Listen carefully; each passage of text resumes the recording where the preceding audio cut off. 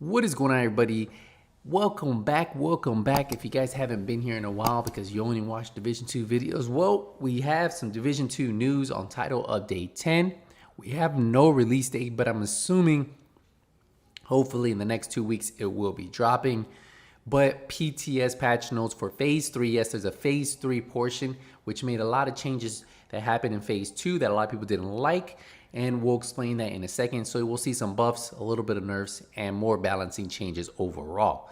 So let's go right into it. So they increased the rifle base ammo capacity by 50% from 280 to 420. The gunner specialization and placement talent, weapon handling bonus reduced from 15% to 10%, which shouldn't be too much of an effect because remember they did buff weapon handling a lot on a lot of the weapons.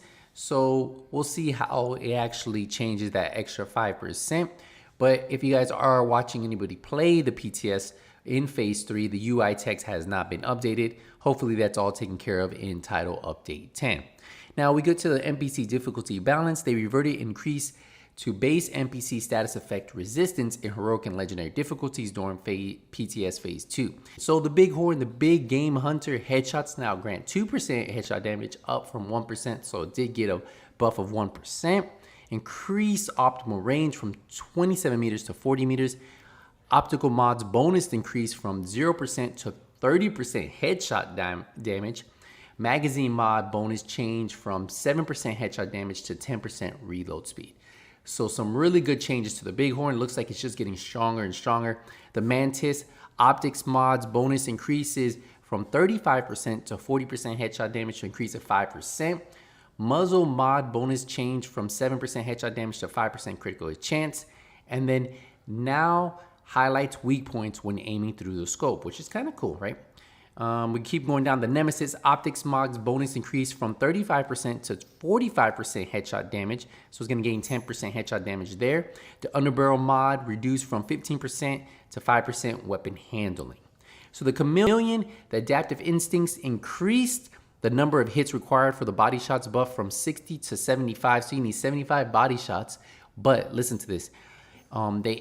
They increased the weapon damage bonus you get from 80% to 90%. So yes, it takes 15 more bullets to activate it, but you get 10% more weapon damage. Optics mod bonus change from 15% accuracy to 50% crit chance. Muzzle mod bonus change from 5% critical hit chance to 10% accuracy. And then Underbarrel mod bonus change from 10% critical chance to 10% stability. So the Chameleon should be pretty easy to control. So that is just something that the guys on the PTS should be testing to make sure it's well balanced with the other ARs in its class. Now for the Merciless, the Ruthless, the binary trigger reduced the amplified weapon damage at 7 stacks from 900% to 500%, and explosive damage from 1,200% to 500%. So I want to see how powerful that still is. The muzzle mod bonus reduced from 20% to 10% stability. The underbarrel mod reduced from 20% to 10% weapon handling. And then the magazine mod bonus reduced from 15% to 10% reload speed. So right here, developer comment on this one was Merciless was previously balanced for its very unwieldy handling and compensated with very high burst damage with access to much higher weapon handling. This is being toned down dramatically. Eagle Bearer. So, the Eagle Bearer Underbarrel mod bonus changed from 10% stability to 10% weapon handling. So the Eagle Bearer should be a lot easier to control too. Remember, weapon handling handles stability in there. So the Lady Death, breathe free, lowered the amount of maximum stacks from 40 to 32 and increased the damage amplification per stack from 60% to 75%. The Optics mod bonus increased from 5% to 10% critical hit chance. The muzzle mod bonus changed from 5% critical hit chance to 5% critical hit damage. The underbarrel mod changed from 5% critical hit damage to 500% melee damage. So it looks like they want that Lady Death to be that close range, high impact damage weapon that it should be. And we'll see in the PTS how powerful it is. The Pestilence the muzzle mod bonus changed from 10% stability to 10% accuracy. And the underbarrel mod bonus change from 10% weapon handling to 10% stability. So for the Chatterbox, the Optics mod bonus increased from 5% to 15% critical hit chance. So you can max out on that critical hit chance a lot easier just running the Chatterbox itself. The muzzle mod bonus changed from 10% critical chance to 5% critical hit damage. So it looks like the 5%, well, let me take that back. So the 10% you gain here, it's actually the same what you had because you're actually just gaining 5% critical hit damage. The underbarrel mod bonus reduced from 15% to 10% weapon handling. And then the magazine mod bonus changed from 10% reload speed to plus 10 rounds. And the magazine base capacity reduced from 60 to 50. So it looks like they kind of just evened it out. Might add a couple things. Looks like the reload speed is no longer on the weapon, but overall nothing really changed too much on the Chatterbox, except you do gain 5% critical hit damage. Now the Liberty, the optics mod bonus changed from 5% critical hit chance to 5% headshot damage. The muzzle mod changed from 15% stability to 5% crit chance. So you gain that crit chance, you gain that headshot damage. The magazine mod bonus changed from 15% reload speed to 15% weapon handling. So you lose the reload speed, but you pretty much gain the stability you lost back, but you lose that reload speed, and no longer highlights weak points when aiming. So they took that off the Liberty. And the Regulus muzzle mod bonus changed from 5% critical damage to 20% accuracy. The gear set's got a couple changes. So you have the Foundry makeshift repairs, repair over time, effect reduced from 40% of the damage taken over 10 seconds to 20% over 15 seconds. Improve the materials now increases makeshift repairs from 20% to 30% over 15 seconds. And then the process refinery now increases makeshift repairs speed from 15 seconds to 10 seconds. So the chest and backpack towns, guys. The brand sets incoming repairs brand set bonus increased from 15% to 20% on the 511 tactical and the RNK. I believe that would be the chest, right? The chest or backpack. You guys answered that one, but yeah. So it looks like those 3 pieces. Oh, sorry, there's gonna be 3 pieces that should have that. So the incoming, whatever has incoming repairs, looks like it went from 15% to 20%. So the weapons, 3 weapons got a buff. The Carbine 7, which was still underperforming, got a little 1.1% damage increase. The CTAR got went from 6.2% up to 8.6% damage increase, and then the MPX got a little bit of a nerf from 20% down to 17%, so about 3%. Now the skills, the Seeker Mines, Cluster Seeker Mine targeting accuracy improved. Hopefully it's so much better than what it used to be, and I'm excited to see what it actually does in this PTS. The Hive, Stinger Hive base damage reduced negative 20%. The Stinger Hive damage bonus per skill tier increased from plus 10% to 20%.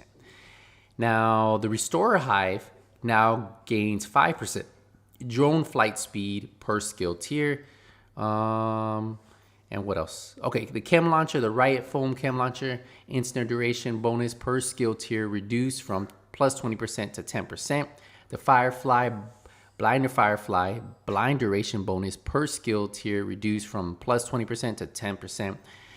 Blinder Firefly, base blind duration reduced from 6 seconds to 5 seconds. Pulse, the Banshee Pulse base confused duration reduced from 5 seconds to 4 seconds. Jammer Pulse base disrupt duration reduced from 4 seconds to 3 seconds. So little bit of nerfs to the pulse right there. The Banshee Pulse by 1 second. The Shock Trap base shock duration reduced from 5 seconds to 3 seconds, and the Shock Trap base radius increased from 2 meters to 2.5 meters. So looks like the durations got a little bit of a hit in this PTS. They did write some full developer comments. If you guys want to go back, I'll put a link to these so you guys can read those. The PvP, the Foundry Gear Set makeshift repairs overtime effect reduced by negative 50% in PvP. Weapons, shotguns, PvP damage reduced by negative 12%. Pistol PvP damage reduced by negative 10%.